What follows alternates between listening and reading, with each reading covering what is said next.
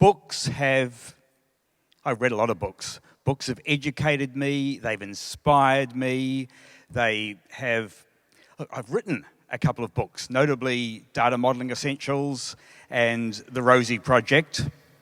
But the book that changed my life, the book that changed me, that plucked a 42-year-old business manager running an information technology consultancy who had never written a word of fiction except under duress at school, that took me and catapulted me to where I am standing, gobsmacked, I have to say, beyond my wildest dreams on the stage here tonight. That book was The Unkindest. Well, let me give the title. It's by the American film critic Joe Queenan, and the full title is The Unkindest Cut: How a Hatchet-Man critic made his own $7,000 movie and put it all on his credit card. I think that probably tells you almost all you need to know about the book. But I was asked to read an extract from the book. That extract will be shorter than the title. The final figure for making the movie was $49,960.39. Well, I finished reading this book.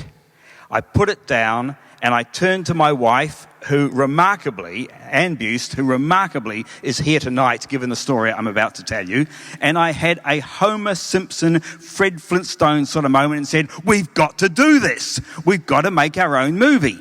And she said, "What do you mean? This guy spent almost $50,000, almost destroyed his marriage, and the film was a turkey. What are you thinking?" And I said, "Look, it's not going to cost anything. It's going to cost zero. We are going to film this with our handy cam, with our own regular camera. What we'll do is we'll cast our friends, our relatives. We'll put the cat in it. We'll use local locations and so forth. It'll be totally straightforward. Will not cost a cent." She said no. But she, unlike me, was an aspiring author and had 2 books which had reached the final stage with a major publishing house but hadn't quite got across the line. I said to her, this was the days before self-publishing, "You may never see your books in print, but imagine one on the big screen with you as the star." And she said to me, I recall it well, she said, "Are you sure this isn't going to cost anything?" Good. So I bought the definitive book on screenplay. It's by Sid Field and it's called Screenplay. I read the book and it tells you how to structure a Hollywood genre formulaic movie. You know, between pages 74 and 75, the hero will have lost everything. But at this point, he will realize that his inner goal is more important than his outer goal. I could do this. So I kicked Anne's book into shape. I read 6 more books on screenwriting, and 4 months later, we were ready to go. I assembled a full-strength crew of 5 people, including Anne and I, who also doubled as the lead actors. We spent our first day shooting, and at the end of the day, we looked at the results, the rushes. And, well, we had not had high expectations for this. But what we saw defeated even those expectations. This was Grandma on Christmas morning after a hard night in Parkinson's disease, shooting the kids opening their presents on standard definition video with flat light. It was awful. And I said to our director, who was a film student and also one of my colleagues, I said to her, you'll see where I'm coming from, if I had, begin the slippery slope, $5,000 to spend, what piece of equipment would make it look better? And she said, that would be a professional cameraman. So we found this Russian guy who was prepared to work on our film between real jobs, which meant all the time.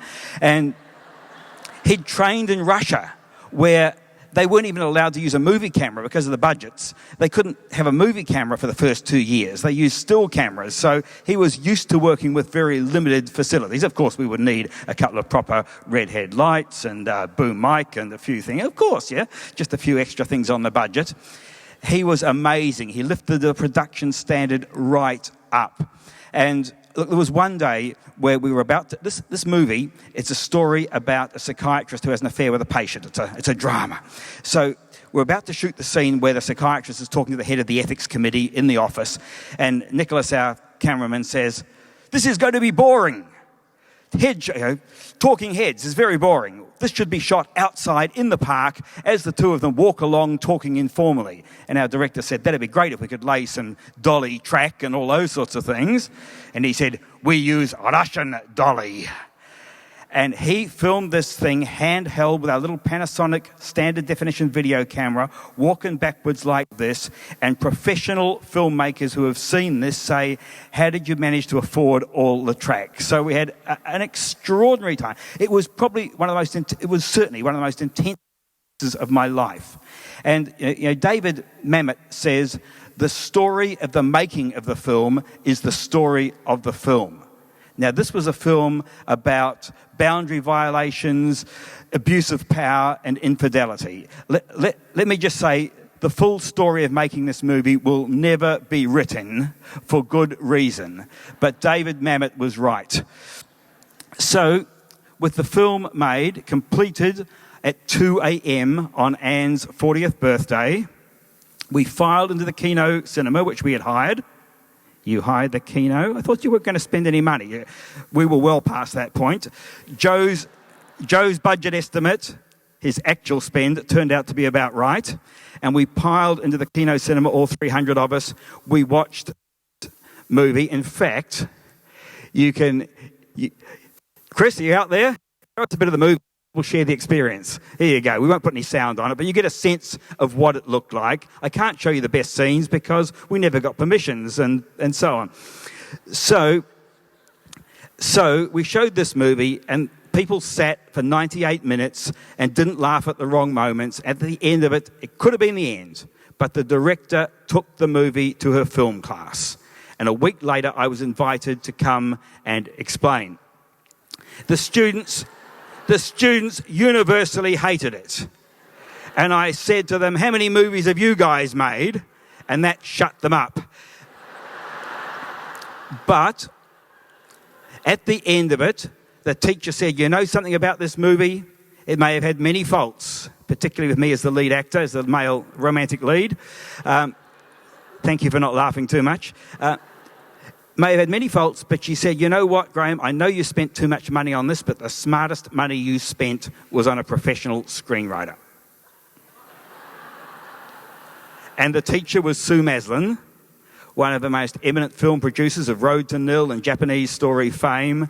And of course, all that could happen after that was that I sold my business, enrolled in undergraduate qualification in screenwriting at RMIT, and set myself out on a completely new life, which has brought me here tonight. And I say I'm gobsmacked by it.